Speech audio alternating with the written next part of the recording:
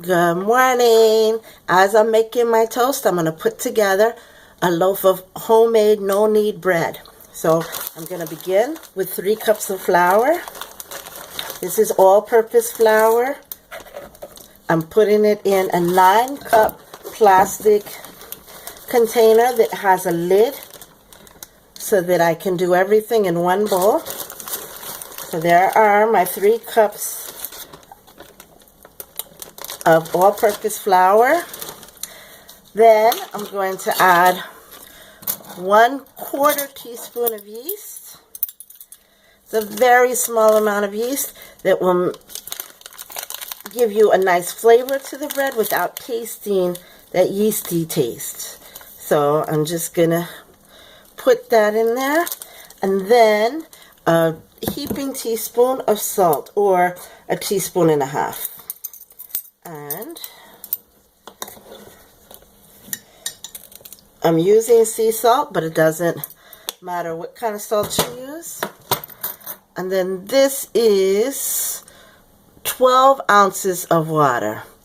And I think the water is a little bit too warm, so I'm gonna just pour that out and get another little bit. So I'm using warm water today because I want to bake the bread the same day. Had I done this last night, I would have used cool water, just tap water. Now before I add my water, I'm going to stir it all up to make sure that the yeast and the salt are all distributed evenly. Doesn't have to be perfect. Okay, I'm going to add my water and give it a good stir.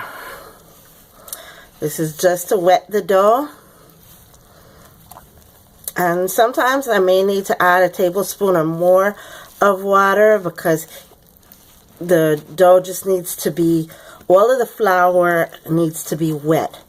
And today it looks like this is plenty enough water. I'm just scraping all of the water and the flour mixture together to get it all in there.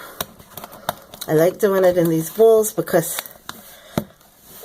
when it's all done, I can use the same bowl to let it rise in, and the cover of the bowl to keep it from drying out and forming a crust. So I'm getting into those corners to get any dry bits at the bottom of the bowl, because anything that's dry will not form into a dough. This is a really quick process. So there, I've got it mixed together. You see how it's kind of sticky.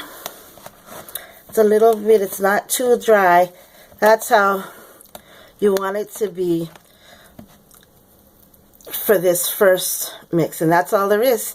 And I did that in the time that a piece of toast is in a toaster. It's very, very quick now. Like that, I'll just put the cover that came with the bowl right on top, and I'm going to put it in a warm place, which for me is in the microwave, and I'll leave it there. And because I put warm water in here, this could be done in 4 to 6 hours, and I'm looking for it to double and be very bubbly. So that depends on the heat in the house and humidity and those things. So I'll be back when that's ready.